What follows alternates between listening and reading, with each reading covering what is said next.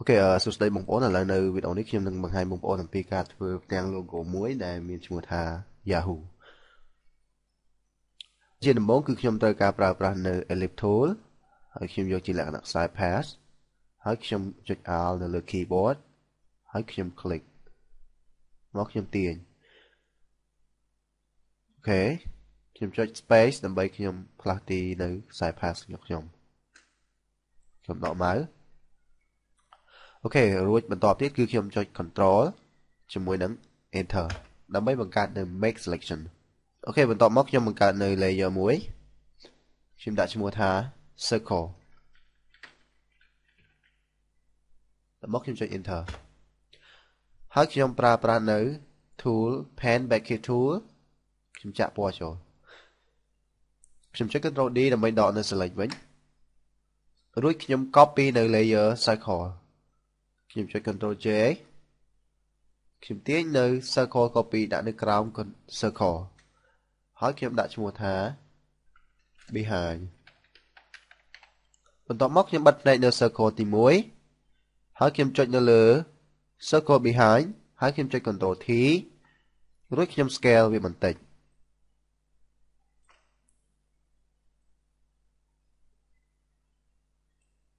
ហើយខ្ញុំចុច enter បន្ទាប់មកខ្ញុំចុច control ហើយ click នៅលើ circle behind ហើយខ្ញុំផ្លាស់ប្ដូរនៅ color mode ខ្ញុំដាក់រាងពណ៌ខ្មៅបន្តិចបន្ទាប់មកខ្ញុំប្រើប្រាស់ brush tool ដែលខ្ញុំដាក់ flow 50និង opacity 50រួចខ្ញុំផាត់នៅផ្នែកខាងចុងនៃ circle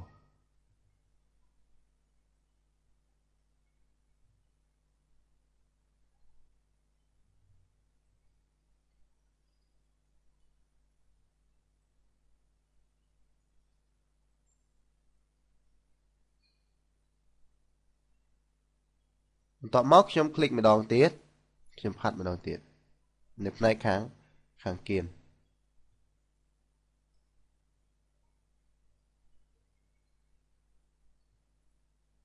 អូខេរួចខ្ញុំបើកផ្នែកនៅ circle ទី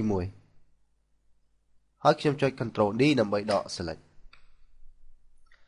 បន្ទាប់មកខ្ញុំคลิกនៅលើ circle 1ដោយខ្ញុំចុច control ហើយ click ដើម្បីបង្កើតនៅ make selection មួយរួចខ្ញុំប្រើ brush ដូចលក្ខណៈមិញអញ្ចឹងខ្ញុំ resize វាឲ្យធំ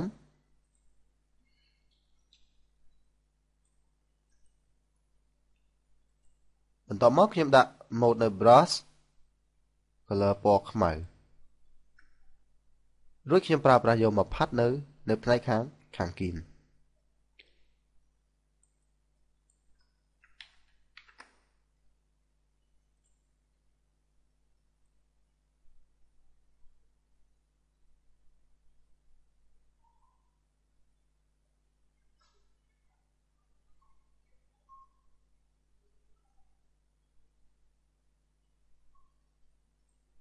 ខ្ញុំផាត់ម្ដងទៀតឲ្យមានលក្ខណៈខ្មៅបន្តិច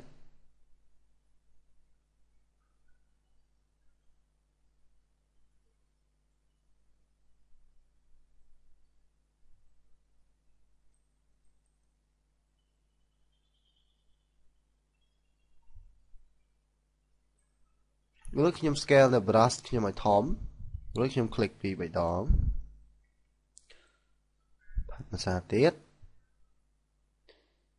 ខ្ញុំ switch mode ទៅជា color ពណ៌ខ្មៅវិញរួចខ្ញុំ brush ម្ដងទៀត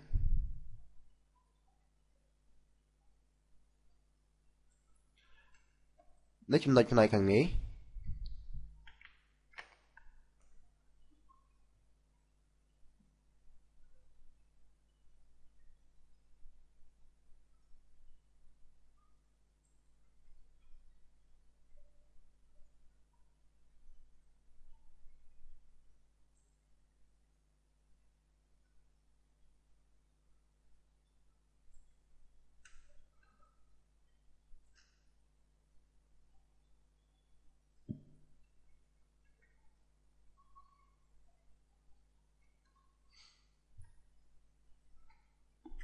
បន្ទាប់មកខ្ញុំ switch នៅ color ពណ៌សខ្ញុំ resize នៅ brush ឲ្យមានលក្ខណៈទូចបន្តិច បន្ទាប់មកខ្ញុំយកមក brush នៅខាងលើផ្នែកខាងលើ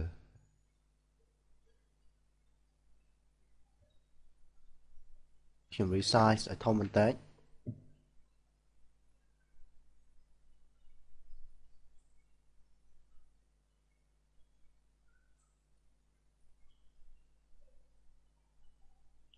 បន្ទាប់មកនៅផ្នែកខាងក្រោមខ្ញុំ resize ឲ្យទូចបន្ទាប់មកខ្ញុំ brush ប៉ុន្តែដោយសារតែ opacity ខ្ញុំដាក់50ខ្ញុំអត់ចង់បានប៉ុណ្ណឹងខ្ញុំបន្ថយវាបន្តិចហ្នឹងហើយខ្ញុំ brush ភាសាទៀតឲ្យមើលទៅមានលក្ខណៈដូចជាពន្លឺភ្លឺមួយចឹង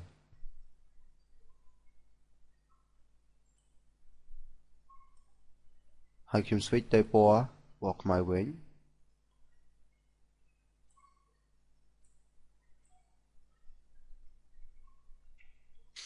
បន្ទាប់មកខ្ញុំ click នៅលើពណ៌ color ហើយខ្ញុំ click នៅលើពណ៌នេះហើយខ្ញុំ click OK ខ្ញុំ brush វាភាសាទៀត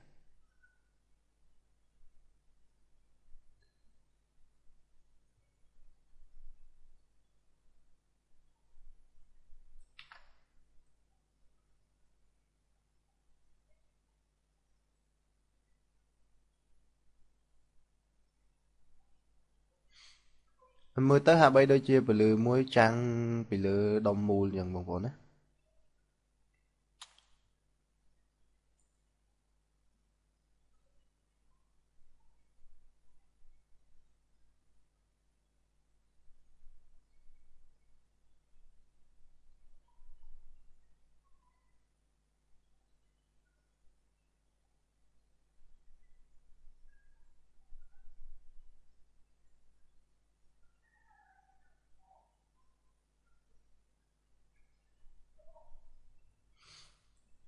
ខ្ញុំ resize នៅ brush ឲ្យធំបន្តិចខ្ញុំផាត់នៅត្រង់ចំណុចនេះ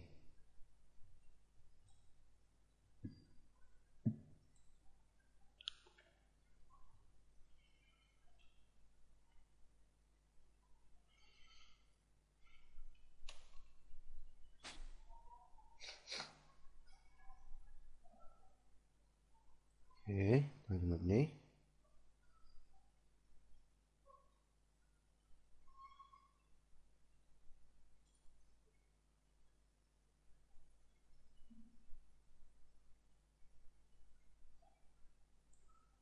បន្ទាប់មកខ្ញុំ switch ទៅជា color ពណ៌សហើយខ្ញុំ brush នៅផ្នែកខាងលើ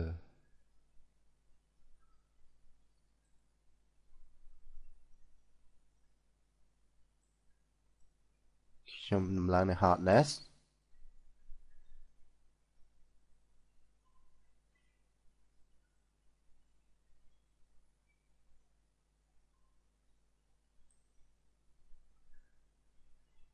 ខ្ញុំ switch ទៅ color ពណ៌ដើម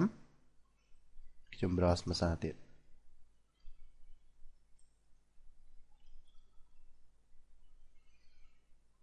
បមកខ្ញុំ click នៅលើ color ម្ដងទៀតហើយខ្ញុំ switch ទៅ color ពណ៌នេះដែលមានឈ្មោះថា360531ហើយខ្ញុំ brush ឲ្យមើលទៅមានលក្ខណៈរាងពន្លឺវាចែកដាច់ពីគ្នាបន្តិច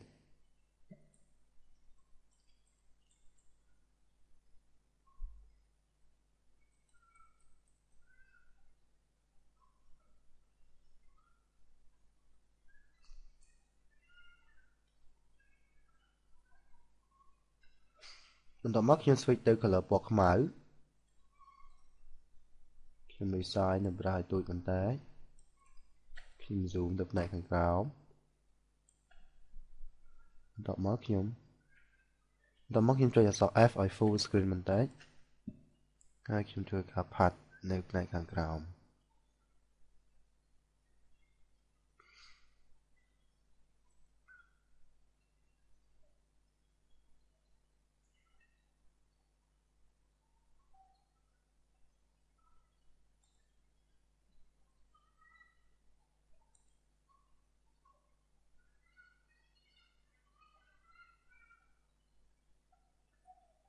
អូខេខ្ញុំចុចអក្សរ F បន្ទាប់មកខ្ញុំ switch ទៅ color ពណ៌ស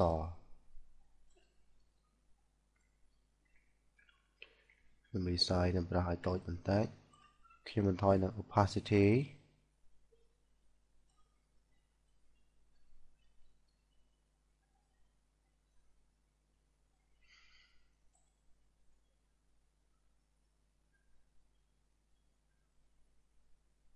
okay បន្ទាប់មកខ្ញុំបើកនៅផ្ទាំង layer របស់ខ្ញុំ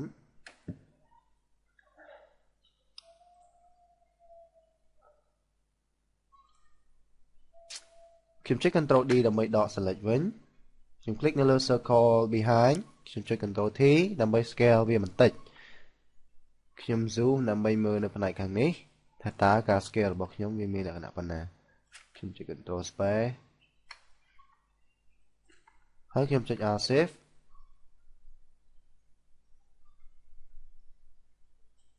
អូខេខ្ញុំយក edge វាប៉ុណ្ណឹងតបមកខ្ញុំចុច Ctrl 0ហើយខ្ញុំ enter បន្ទាប់មកខ្ញុំធ្វើការវាយនៅ text ខ្ញុំ click នៅលើ circle 1នៅពេលដែលខ្ញុំប្រើប្រាស់ tool text វានឹងមានអត្ថបទមួយនៅខាងលើខ្ញុំ click នៅចំកណ្ដាលហើយខ្ញុំដាក់ font 72បន្ទាប់មកខ្ញុំ remove នៅ font ខ្ញុំយក font Arial បន្ទាប់មកខ្ញុំវាយអក្សរ Y រួចខ្ញុំចុច Ctrl L ហើយខ្ញុំ scale វាឲ្យធំ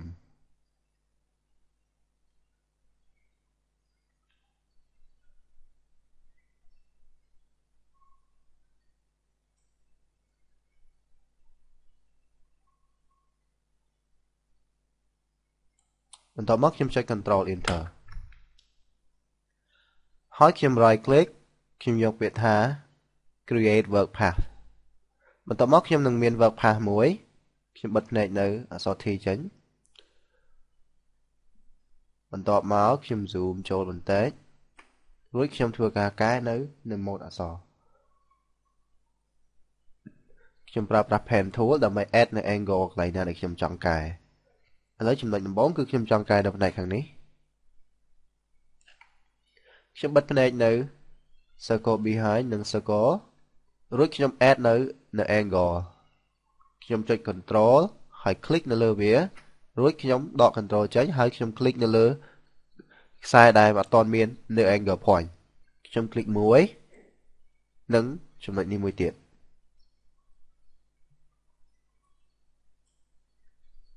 អូខេបន្ទាប់មកខ្ញុំ click នៅលើផ្នែក angle ខាងលើដោយខ្ញុំចុច control key រួចខ្ញុំទាញ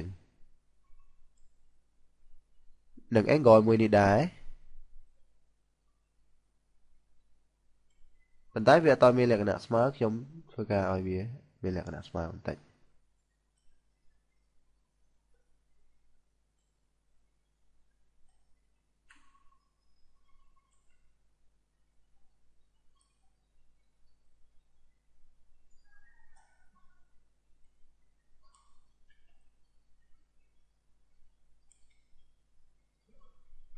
បន្ទាប់មកផ្នែកខាងនេះខ្ញុំ click ដើម្បីបង្កើតនៅ angle point មួយដែលឃើញមានសញ្ញាបូកនៅក្បែរ pen tool នឹងមួយទៀតរួចខ្ញុំទាញនៅ angle point នេះ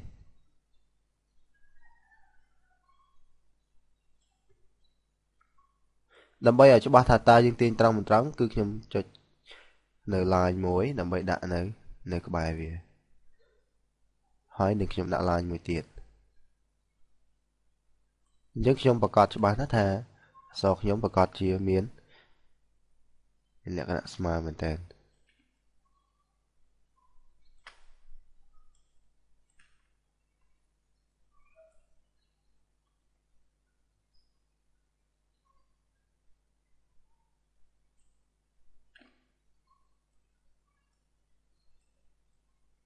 រួចនៅកន្លែងនេះវាមានលក្ខណៈកោងអញ្ចឹងគឺខ្ញុំគ្រាន់តែចុច Alt ហើយខ្ញុំ click មួយ click នៅកន្លែងនេះបានហើយវានឹងធ្វើឲ្យ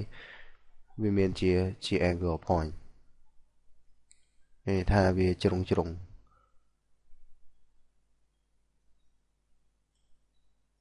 អូខេរួចត្រង់នេះហើយខ្ញុំចុច Alt នៅត្រង់ចំណុចនេះហើយខ្ញុំ click ម្ដងទៀតអូ អូខេឥឡូវខ្ញុំនឹងទទួលបានអក្សរមួយបែបដូចជា Yahoo រួចខ្ញុំคลิกនៅលើចំណុចពីរនេះហើយខ្ញុំរុញឡើងលើបន្តិច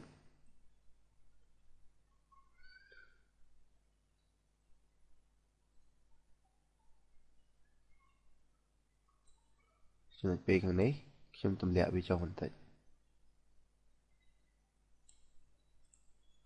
អូខេអញ្ចឹងខ្ញុំនឹងធ្វើខាងនេះមួយទៀត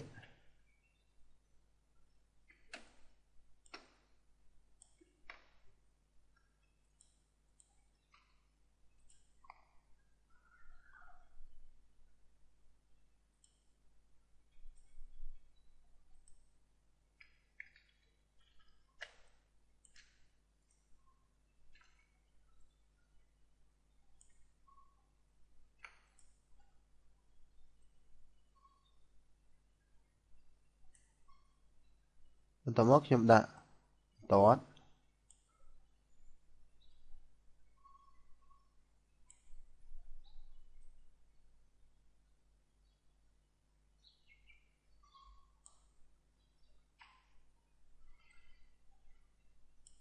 ខ្ញុំចុច Alt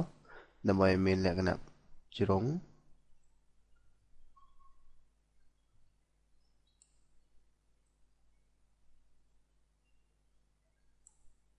ឬនៅត្រង់ចំណុចនេះគឺខ្ញុំចុច Alt ដូចគ្នា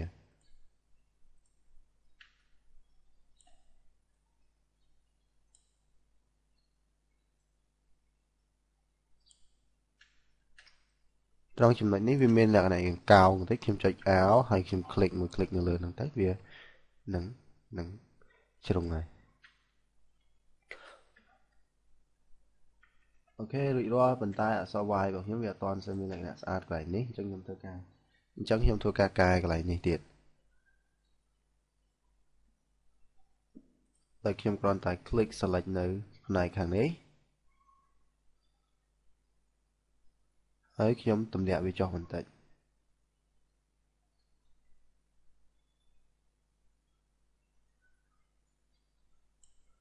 អូខេរួចខ្ញុំ zoom ទៅកន្លែងដែលវាមានបញ្ហាបន្តិចខ្ញុំចុច Alt ហើយ click អូខេបន្ទាប់មកខ្ញុំដកនៅ angle point មួយនេះចោលដើម្បីឲ្យមានលក្ខណៈស្មើបន្តិចរួចខ្ញុំបង្កើននៅទំហំកន្លែងនេះឲ្យមានលក្ខណៈធំបន្តិចហើយខ្ញុំដកនៅ angle point កន្លែងនេះចោល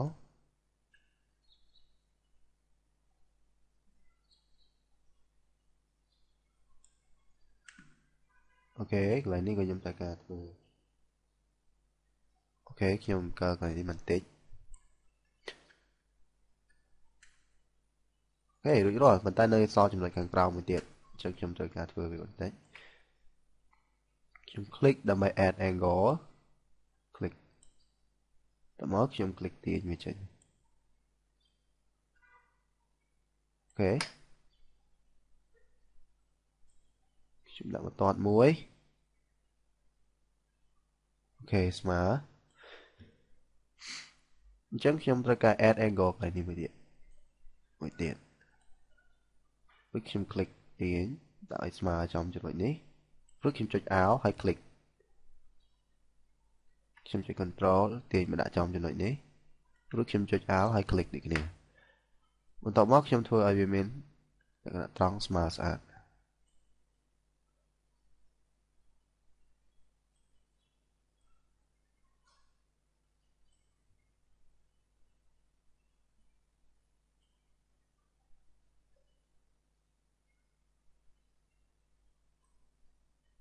ខ្ញុំចុច Alt ហើយ click Alt click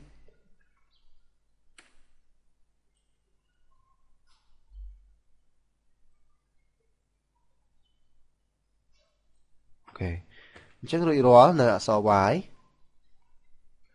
បន្ទាប់មកខ្ញុំបើកនៅផ្ទាំង layer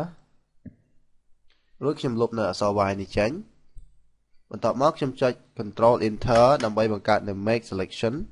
រួចខ្ញុំបង្កើតនៅ New layer មួយហើយខ្ញុំដាក់ថាអក្សរ Y ហើយខ្ញុំចាក់ពណ៌ចូលគឺខ្ញុំចាក់ពណ៌សខ្ញុំយក Pen Packet Tool ហើយ click តមកខ្ញុំបើកនៅ Circle រួចខ្ញុំចុច Ctrl D ដើម្បីដក selection អញ្ចឹងយើងមើលទៅមានលក្ខណៈប្រហែលបន្តិចហើយប៉ុន្តែវាមិនទាន់បានស្អាតទៅទេអូខេអ្វីដែលត្រូវធ្វើគឺខ្ញុំដក line នេះចេញអស់បន្ទាប់មកខ្ញុំ right click ខ្ញុំយកពាក្យថា blending option ហើយខ្ញុំយកពាក្យថា drop shadow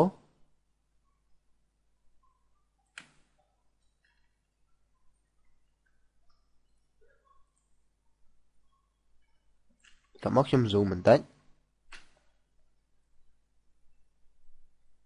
អូខេរួចខ្ញុំ click នៅលើ drop shadow អញ្ចឹងខ្ញុំនឹងឃើញមាន shadow កន្លែងនេះបងប្អូនណានេះកន្លែងគៀននេះខ្ញុំ click នៅលើ drop shadow បន្ទាប់មកខ្ញុំបង្កើននៅ opacity វា distance size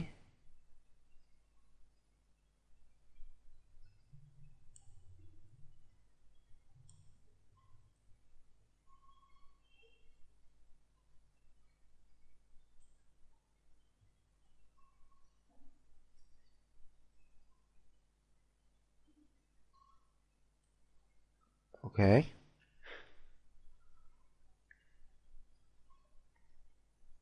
បន្ទាប់មកខ្ញុំ click នៅលើ bevel and emboss រួចខ្ញុំកំណត់នៅ depth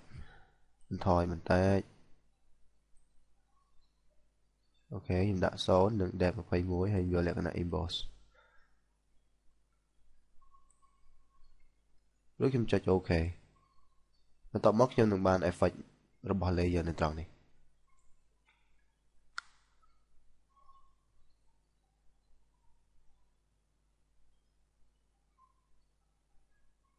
អូខេខ្ញុំ zoom out វិញបន្ទាប់មកខ្ញុំបង្កើត group មួយខ្ញុំដាក់ថា group 1ត្រូវហើយខ្ញុំយក layer និង layer ទាំងអស់ដាក់ចូលនៅក្នុង group 1បន្ទាប់មកខ្ញុំចុច Ctrl T ហើយខ្ញុំ scale វាតូចបន្តិចខ្ញុំចុច Enter ខ្ញុំប្រើ Move Tool ដើម្បី move វាមកខាងគៀនបន្តិចរួចខ្ញុំធ្វើនៅសញ្ញាឧទានមួយគឺខ្ញុំប្រើប្រាស់នៅ Tool Rectangle Tool ហើយខ្ញុំ click អូខេនិងមួយទៀតបន្ទាប់មកខ្ញុំប្រើប្រាស់ Direct Selection Tool ខ្ញុំយកមក edit នៅលើវាខ្ញុំ select ទាំងអស់ហើយខ្ញុំចុច Ctrl T ដើម្បីបង្វិលវាបន្តិចដាក់នៅក្បែរ Yahoo ហើយចុច Enter បន្ទាប់មកខ្ញុំ zoom ចូលបន្តិច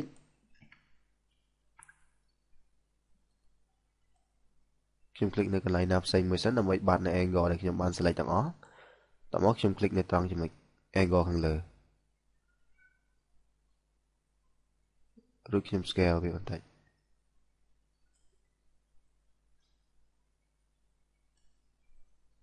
ខ្ញុំរុញឡើងលើបន្តិចអូខេរួចរាល់បន្ទាប់មកខ្ញុំបង្កើតនៅ layer មួយថ្មីខ្ញុំដាក់សញ្ញាឧទានរួចខ្ញុំ select វាទាំងអស់ហើយខ្ញុំចុច Ctrl Enter បន្ទាប់មកខ្ញុំនឹងបង្កើតនៅ make selection មួយដែលខ្ញុំចាក់ពណ៌ចូលគឺពណ៌បាយប្រហាក់ប្រហែលទៅ Yahoo ដែរទេខ្ញុំ click នៅលើ foreground color បន្ទាប់មកខ្ញុំ drag យកនៅ color មួយនេះរួចខ្ញុំចាក់ចូលអូខេអ្វីដែលត្រូវធ្វើបន្ទាប់គឺខ្ញុំធ្វើឲ្យមានលក្ខណៈ effect បន្តិចគឺខ្ញុំប្រើ brush ខ្ញុំផ្លាស់ប្ដូរ color ទៅជាពណ៌សខ្ញុំ scale brush ឲ្យធំខ្ញុំដាក់ hardness 5ហើយខ្ញុំ brush នៅលើវា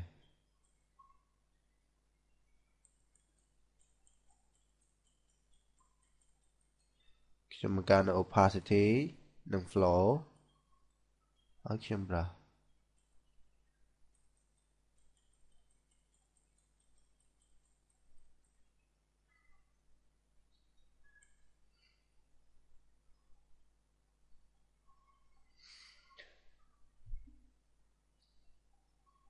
អូខេ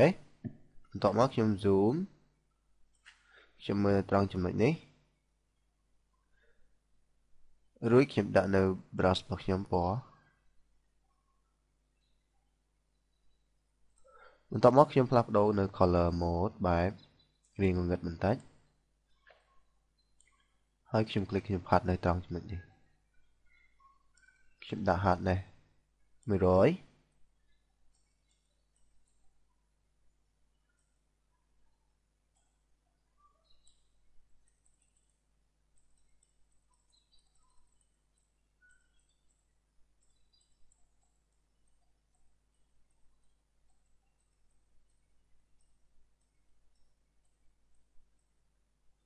បន្ទាប់មកខ្ញុំ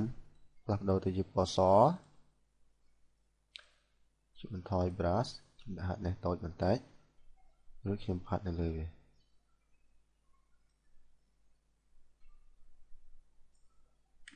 អូខេនៅត្រង់ចំណុចនេះដូចគ្នាខ្ញុំប្រើប្រាស់ elliptical tool ហើយខ្ញុំចុច Alt ដើម្បីដកនៅ selection វាចេញ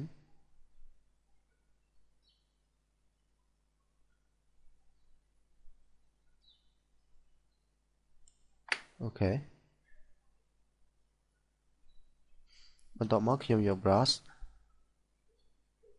ហើយខ្ញុំคลิกនៅយក color ត្រង់នេះខ្ញុំចុច OK បន្ទាប់មកខ្ញុំប្រើប្រាស់ brush យកមក brush នៅជុំវិញវា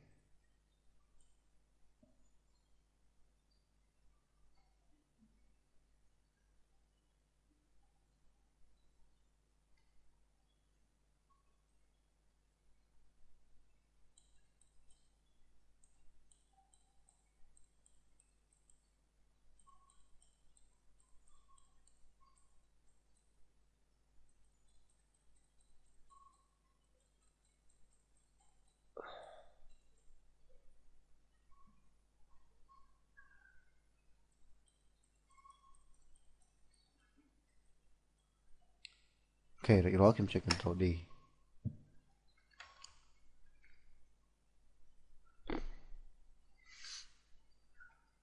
បន្ទាប់មកខ្ញុំ right click ខ្ញុំយកទៅ blending option ខ្ញុំដាក់ drop shadow វាដើម្បីមើលទៅមានលក្ខណៈ shadow បន្តិចហើយខ្ញុំ scale នៅ size វាបន្តិចអូខេបន្ទាប់មកគឺខ្ញុំត្រូវបង្កើតឲ្យមានរូបភាពតុក្កតាមួយនៅខាងមុខហ្នឹងគឺខ្ញុំចុចបន្ទាប់មកខ្ញុំคลิกនៅត្រង់ចំណុចនេះមួយសិនហើយខ្ញុំចុច Alt Shift ដើម្បីបង្កើតនៅ cycle មួយ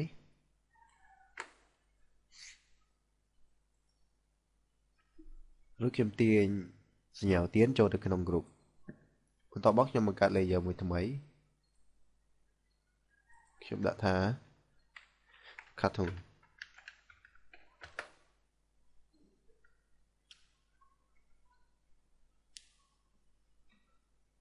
បន្ទាប់មកខ្ញុំប្រើប្រាស់ gradient tool ដើម្បីបង្កើតនៅ make selection គឺខ្ញុំចុច Ctrl Enter ហើយខ្ញុំទាញខ្ញុំដក inverse ចេញដើម្បីឲ្យ start ពី color ពណ៌ស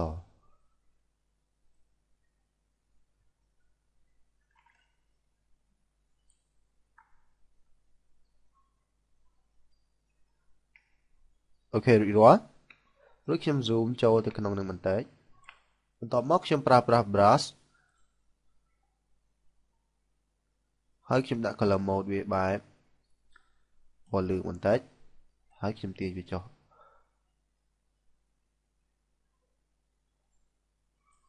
គឺខ្ញុំចុច OK បន្ទាប់មកខ្ញុំយកមក brush នៅផ្នែកខាងគៀននៃរូបភាព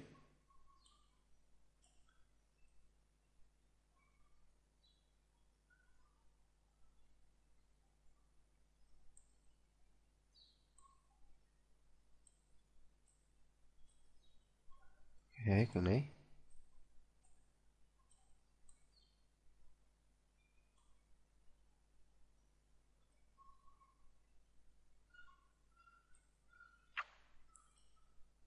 ខ្ញុំ scale វាឲ្យខ្មៅបន្តិចបន្ទាប់មកខ្ញុំផាត់នៅផ្នែកខាងក្រោម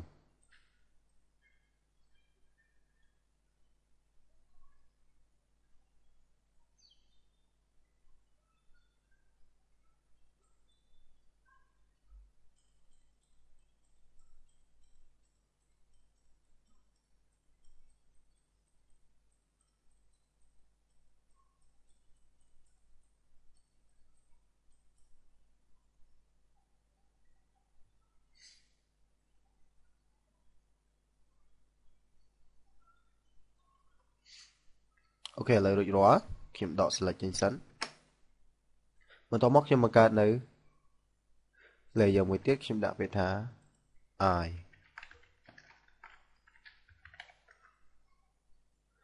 បន្ទាប់មកខ្ញុំប្រើប្រាស់ brush ដែលខ្ញុំកំណត់យក hardness 100និងទំហំនៃភ្នែកខ្ញុំប្រើប្រាស់ពណ៌ខ្មៅហើយខ្ញុំ click ខ្ញុំដាក់ opacity 100និង flow 100ហើយខ្ញុំ click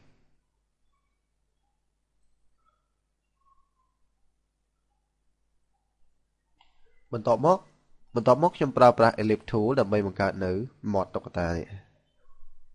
រួចខ្ញុំគូរនៅត្រង់ចំណុចនេះដោយខ្ញុំចុច Alt Shift រួចខ្ញុំចុច Space ដើម្បីផ្លាស់ទី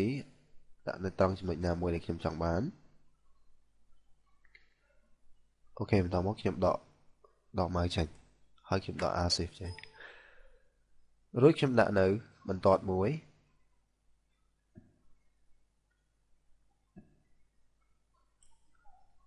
ហើយខ្ញុំប្រើប្រាស់នៅ Pen Tool ខ្ញុំចុច Control คลิกនៅលើខ្សែ Path ហើយខ្ញុំបង្កើតនៅ angle នៅត្រង់ចំណុចនេះរួចខ្ញុំដកនៅចំណុចខាងលើចោលហើយខ្ញុំចុច Alt នៅត្រង់ចំណុចនេះមួយ click ប៉ុន្តែវាអត់មានលក្ខណៈស្អាតត្រឹមត្រូវខ្ញុំ zoom បន្តិចបន្ទាប់មកខ្ញុំ click Alt ខ្ញុំបត់នៅខ្សែកោងមួយនេះ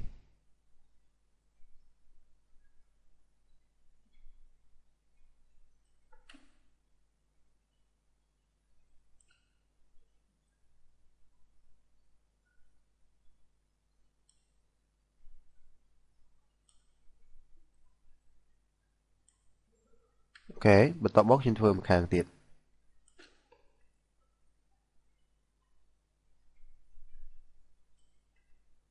ខ្ញុំ click Alt អូខេរួចរាល់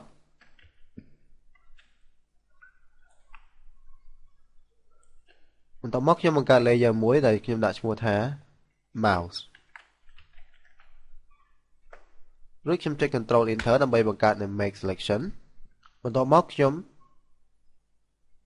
ប្រើប្រាស់ brush ខ្ញុំ click ពណ៌ខ្ញុំដាក់ពណ៌ក្រហម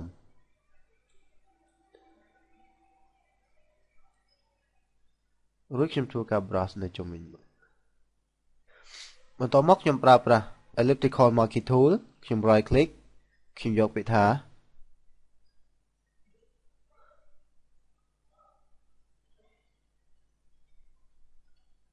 stroke ពិសេស10ខ្ញុំផ្លាស់ប្ដូរនៅ color វា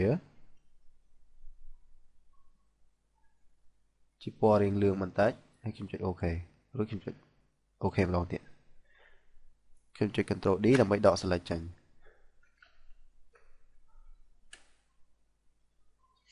ប៉ុន្តែរូបភាពមិនទាន់មានលក្ខណៈល្អប្រសើរគឺខ្ញុំចុច Ctrl T ដើម្បី transform វាខ្ញុំ scale វាតូចបន្តិច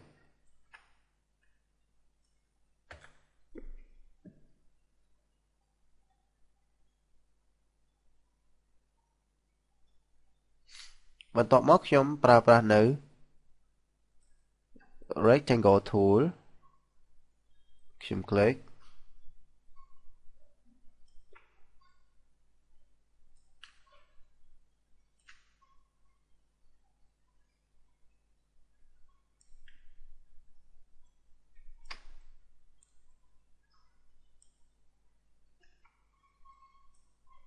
បន្ទាប់មកខ្ញុំប្រើប្រាស់នៅ direct selection tool ខ្ញុំ click នៅលើចំណុចខាងនេះមួយរួចខ្ញុំទាញវារួចខ្ញុំចុច pen tool ខ្ញុំ click Alt ខ្ញុំ click នៅត្រង់ចំណុចខាងចុងនេះ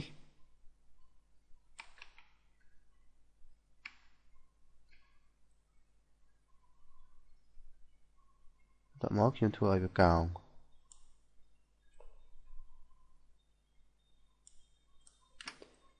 ខ្ញុំមកធ្វើខាងនេះវិញខ្ញុំចុច Control click នៅត្រង់ចំណុចនេះខ្ញុំចុច Alt រួចខ្ញុំចុច control ខ្ញុំទាញមកដាក់ត្រង់ចំណុចនេះហើយខ្ញុំបត់ខ្សែកោងឲ្យវាកោងរួចរាល់បន្ទាប់មកខ្ញុំដាក់ឈ្មោះនៅ layer មួយទៀតដាក់ថា teeth រួចខ្ញុំចុច control enter ខ្ញុំប្រើប្រាស់ gradient tool ខ្ញុំ click បន្ទាប់មកខ្ញុំកំណត់នៅពណ៌វាខ្ញុំដាក់ពណ៌នេះ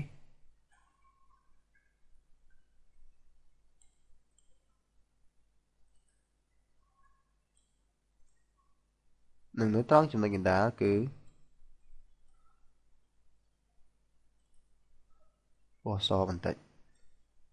ឬខ្ញុំចុច OK ខ្ញុំយក mode នេះបន្ទាប់មកខ្ញុំ click ទៀងអូខេរួចរាល់ខ្ញុំចុច control D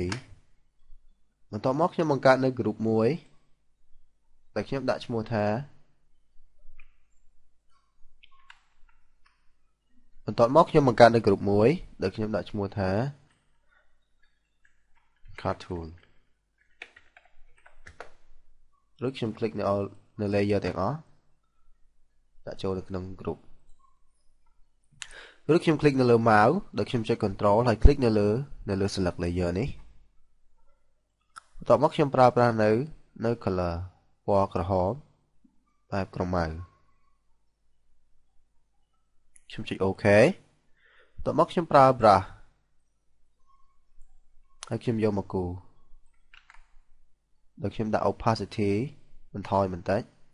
60និង60បន្ទាប់មកខ្ញុំ brush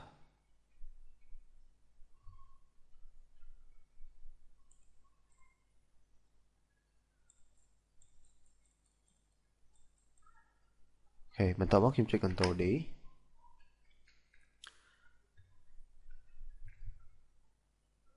ខ្ញុំ click នៅលើ group cartoon ខ្ញុំចុច control T ហើយខ្ញុំ scale វាឲ្យតូចបន្តិច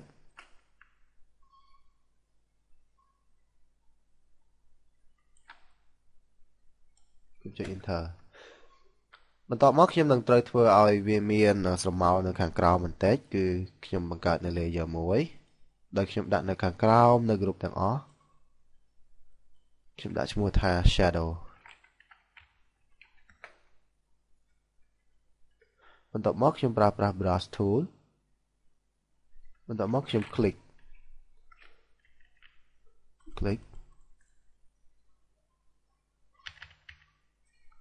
អូខេចំណុចនេះបន្ទាប់មកខ្ញុំចុច control T ខ្ញុំ scale វាឲ្យមើលទៅមានលក្ខណៈផ្ដេកបន្តិចខ្ញុំ right click ខ្ញុំយកពាក្យថា perspective ខ្ញុំ scale វាធំបន្តិច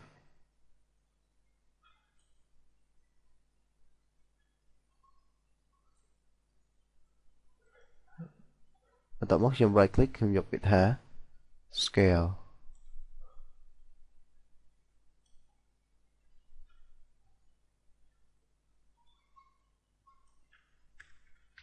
ឬខ្ញុំចុច enter ខ្ញុំដាក់ឈ្មោះនៅ shadow 1បន្ទាប់មកខ្ញុំ copy នៅ layer នឹងមកចេញជាមួយទៀតខ្ញុំដាក់ថា shadow 2ខ្ញុំដាក់វានៅខាងក្រោមបន្ទាប់មកខ្ញុំប្រើប្រាស់ move tool click នៅចំ shadow ដែលខ្ញុំបាន copy ខ្ញុំដាក់នៅខាងក្រោមមួយទៀតឬខ្ញុំចុច control T ខ្ញុំ transfer វាឲ្យតូចបន្តិច